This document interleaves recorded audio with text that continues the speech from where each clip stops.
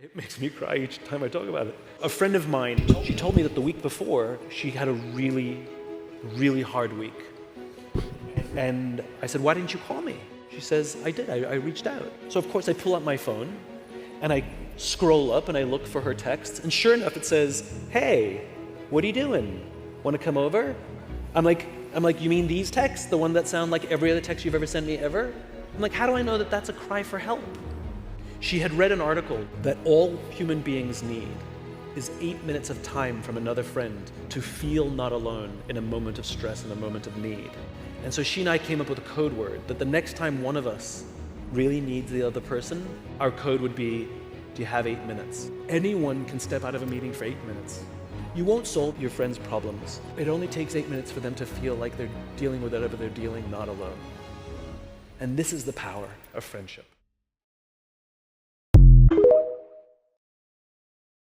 TikTok. I thought they're banned. They got banned for like a day and then Trump put them back on. What'd you think? I think it's really good. People just need to be heard and need connection. Like that's the biggest thing, not being alone. And it doesn't take a lot. Yesterday I went to the evening that Central put on for courageous evangelism. Okay. There's 3 different evenings that they're putting on, teaching on it. So I was gone last week, but I went to last night's.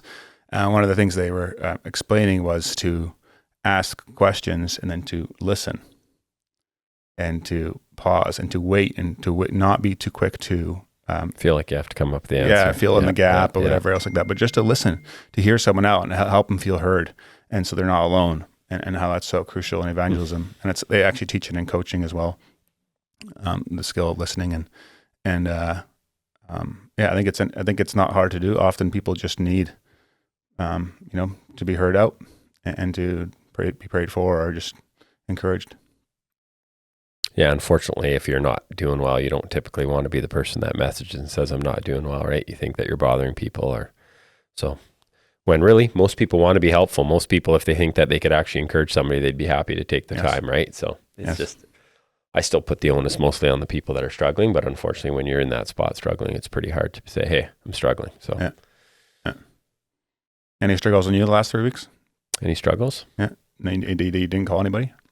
No, I'm just like immersed in communication. That's why, so I can, if I play the tape back 20 years, I was like that, right? I felt alone. I was by myself. I was dying inside, looked at myself in the mirror and hated myself. So, it's just when you're so far removed from that and you feel relatively stable, it's sometimes hard to identify, but I know just from the people that I talk to that are doing the wrong things now, it's always about just being isolated and secretive and just, not being in great community, right? Which means they don't value themselves. No, but you can't,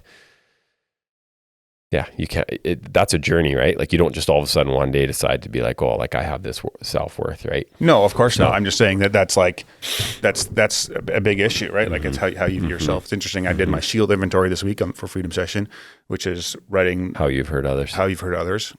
Terrible exercise.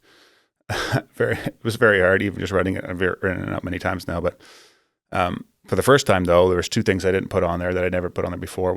I put myself down.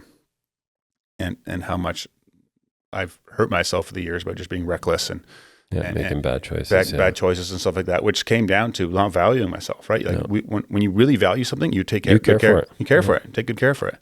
If you really value your kids, you'll take care of them. You'll spend time with them. It's or yourself. And so I.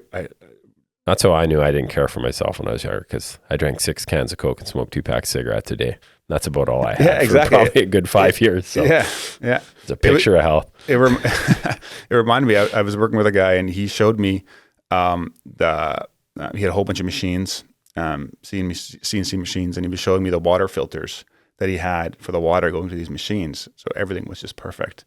And I was thinking about it later, about like the stuff that we drink and eat and do to our bodies, and our bodies are machines, and like expect them to run on like good fuel. It's amazing how much abuse the body can take. That's even for me. I go downtown and you see the people like just pounding back the fentanyl and living on like slushies and like literally no nutrition, and still it's bizarre the abuse that the human body can take. Trying to do 1,000 kilometers in a year, 1,000 kilometers in a year. Okay. So I've been running a whole bunch, and Don't you find it hard on your knees? it's hard on everything. Like I can barely walk. I'm lower back. I'm trying to do stretches all the time. Okay. And like, I'm hoping my body keeps going. Okay. Anyways, Feels like it's been a long podcast. yeah, it's a little longer than usual, but it's fine. Okay. Thanks for listening, guys. Appreciate it. If you want to watch Overtime, which we're going to do now, go to patreon.com/furiouslycurious. It's $5. Help support the show. My goal is to get 2,500 people this year signed up for that, which would be 10 grand a month coming in. And then I could get a full team of people producing more content, doing more shows, doing a show every week, maybe some other shows. So that's kind of my dream. Maybe it's a pipe dream. Gary thinks I'm crazy, but that's what I want. That's what I'm shooting for. So if you want to support the show, appreciate it. Share, like, subscribe, everything else. We're going to Overtime. Thank you. Have a good week. Hey guys, if you enjoyed that episode and were blessed by it, would you be willing to support the show? That would help a lot in creating more content, improving the quality of the content, putting the production value, getting more guests on, and me being able to spend more time and energy towards it. So if you're interested in doing that, you can click up here and it'll take you to a support page. But you can also subscribe to the podcast by clicking over here and doing that. Thanks again for listening, and I'll catch you on the next one.